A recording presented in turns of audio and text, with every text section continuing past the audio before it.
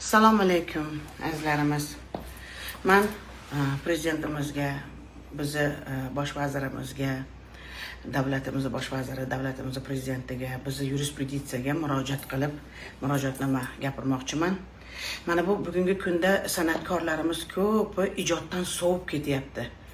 Ijod qilgisi kelmayapti. Yangi qo'shiq yo'q deymiz. Yangi qo'shiq nima uchun yo'qligini ham so'rayapsizlarmi?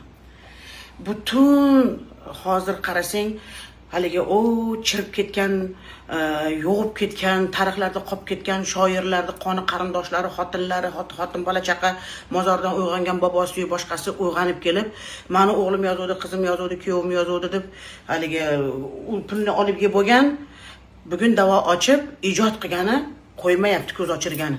Biz o'sha paytda eski tizimda biz Pantera degan joyda ishlardik, Tarona degan joyda ishlardik, nalog to'lardik, eslasalaringiz to'laganmiz. Butun avtorskiy prava o'shanda ham qilingan, hammasi to'langan. Nima uchun o'sha paytlarda o'sha dokumentlar bor-ku, o'sha shirkatlar bekilgani bilan kerakli joyda hali o'sha hujjatlar bor. O'sha hujjatlar ko'tarilib tekshirilsa bo'ladi-ku. Butun o'sha avtorskiy biz konseptdan ham to'g'ri tuzilgan nima deydi, tuzroq pul ham olmasdik-da. Haligi qulog'imiz tinchroq tursa bo'ldi, haligi bizga tegmasa bo'ldi deb. Avtorskiy prava u yoqda tursin.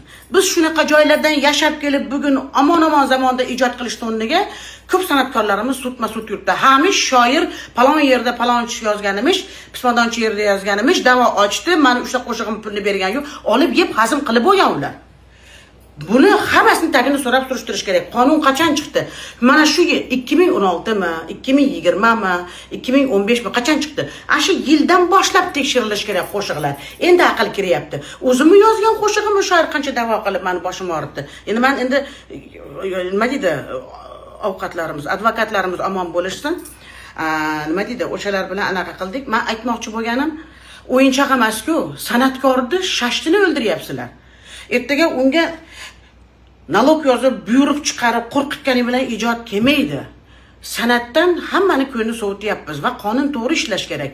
Biz o'zini paytda nalogini to'ladik, qo'shiqchilarni hamma qo'shiqlarni yozgan. O'zim yozaman. Ko'p shu anaqalarda olingan qo'shiqlarni she'rlariga, kuylariga, aranjirovkalariga puli to'langan. Nima uchun buni tekshirmasdan bugun kimga xolasa da'vo ochyapti? Oldin masalan Pantera, Tarona qarardi qo'shiqlarda anaqasiga ham, avtorstvasiga ham. O'shalar bilan gaplash kerak.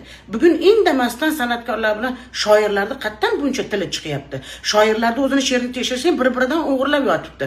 Buyuk ana o'sha shoirlar bugun da'vo ochayotgan shoirlarni vatan haqidagi yozgan bironta normalniy qo'shig'i bormikin? So'rangchi. Vatan uchun jonini kuydirib yozgan narsasi bormikin? Yo'q.